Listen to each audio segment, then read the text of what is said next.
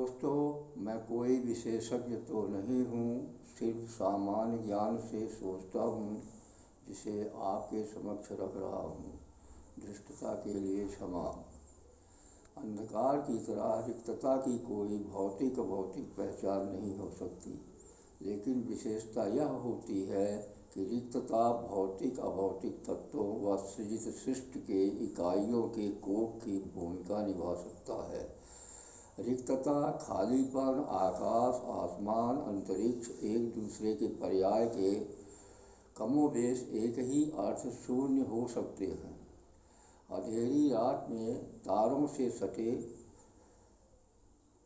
जिन्हें नज़दीक से देखने से एक दूसरे के बीच करोड़ों मीलों का अंतर हो सकता है, दिखने वाली आकाश की क्षितिजीय जैसी सीमाएं वास्तव में नज़र दोष जैसे साबित होती लगती हैं, क्योंकि वहां पहुंचने पर वह सीमाएं क्षितिजीय सीमाओं की तरह फिर उतनी ही दूर पर दिखाई पड़ सकती हैं।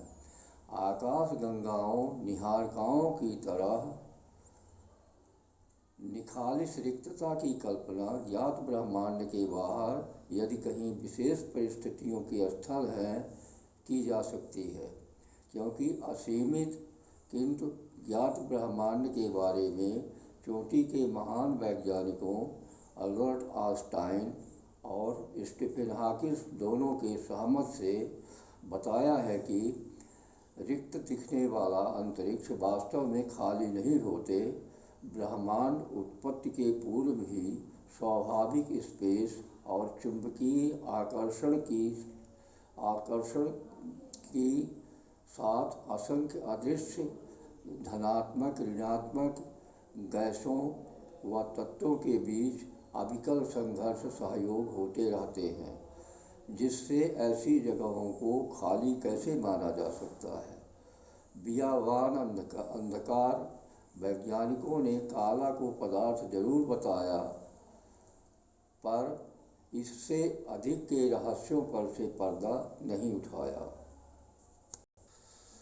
सामान्य सोच गहराई पर जाने से ऐसा लगता है कि जहाँ कोई भौतिक अभौतिक सृष्टि नहीं होती, वहाँ स्वाभाविक रूप से बनी परिस्थितियों की ऊपर अंधकार ही रहता है।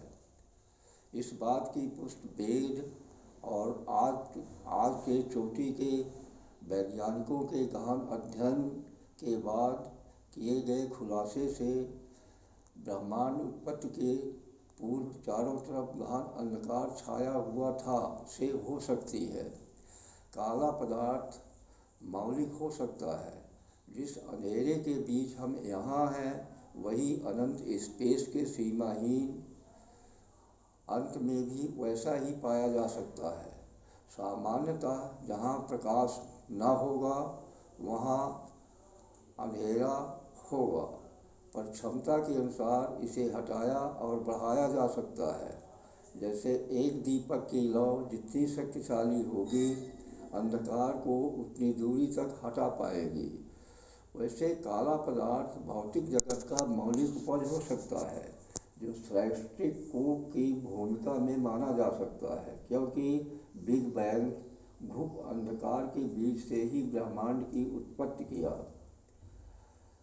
प्राकृतिक महाशक्तियाँ जैसे पृथ्वी, आकाश, ग्रह, तारे, सूर्य, सौरमंडल, महासागर, नदियाँ, पहाड़ के अलावा एक कोशीय जीव, बैक्टीरिया से लेकर स्थल, वायु, जल के स्थूलकाय जीव, हाथी, व्हेल, वनस्पतियाँ आदि की पूजा प्रार्थना, मनुहार, स्तुति, तर्कसंगत सत्य, क्योंकि इन सबका जमीनी अस्तित्व है। ये सभी इकाइयाँ दो मुखी है। एक शांत व जीवंत स्वरूप में जीवन जन्म मृत्यु तक पालन पोषण करने वाला, दो जड़ चेतन के का संहार करने वाला विकट स्वरूप, जिनके बाद नए अस्तित्व का द्वार खुलता है। पूरा जैविक जगत उक्त कथित पूजा प्रार्थना को तदनुसार अपने जीवन शैली में अपनाए हुए भी है। इन पूजाओं से जवाब में लाभ मिलता है या नहीं, यह बहस का विषय हो सकता है, लेकिन इतना तो माना ही जा सकता है कि प्राकृतिक इकाइयों के प्रति लोगों में भावनात्मक लगाव बढ़ता जाता है, जिनका सामूहिक रूप से दूरगामी लाभ जरूर मिल सकता है। सिर्फ मानव द्वारा कथित बाह्य व अदृश्य शक्तियों के पूजा अस्तुत के समस्त कर्मकांड जैसी कसरतों का कोई तार्किक आधार व लाभ नहीं ढूंढा जा सका।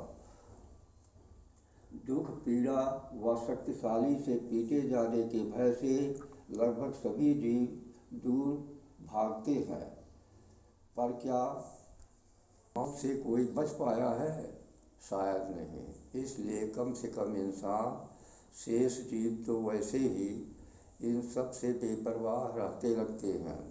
को स्वयं की मौत पूजा संभावित प्रमुख मौतों की किस्मों को याद करते हुए उनके प्रति श्रद्धावनत होना नहीं भूलना चाहिए। इसके अतिरिक्त अपने ध्यान योग के वक्त, अपने जन्म के बाद बचपन का उन्मुक्त आनंद, युवापन के अहंकार में स्थित क्रियाकलापों व बुढ़ापा के समय किए गए मुख्य कार्यों को याद करते हुए अच्छा बुरा में बांटना नहीं भूलना चाहिए।